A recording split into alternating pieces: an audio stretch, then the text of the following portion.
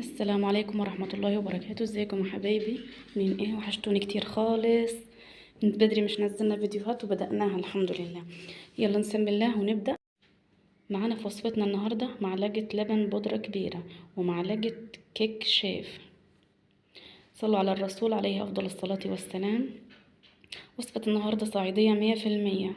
معانا معلقة صغنطوطة خميرة معجنات اللي هي الخميرة الفورية، معلقة صغنطوطة برضو كركم، هنحتاج هنا ذرة ملح.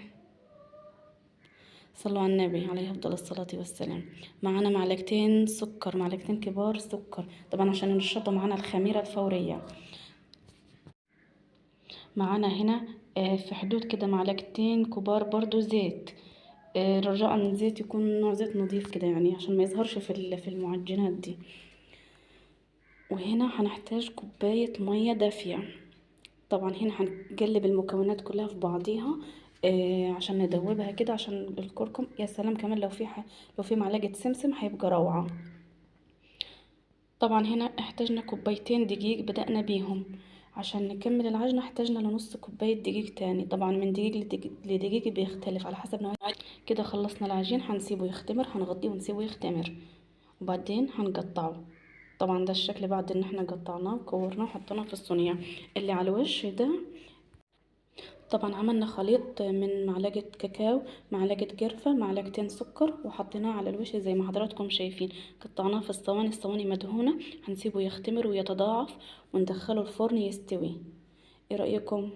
يلا وصلت لهنا لايك وكومنت والصلاة على النبي عليه أفضل الصلاة والسلام. واللي تسلم ايدك في الكومنتات لو وصلت لهنا.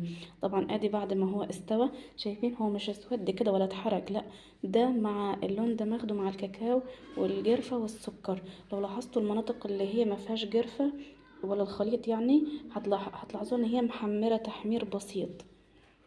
شايفين الجمال والحلاوة. طبعا طالع بصوا من البخار بتاعه لسه طالع يعني من الفرن. شايفين كده ان هي ناجحه. ده المنون الصعيدي عندنا، كل واحد بيعمله بطريقته. في ناس بتحط له طبعا معلقه سمسم بيطلع روعه، بس للاسف مش كان متوفر عندي وقتها يعني.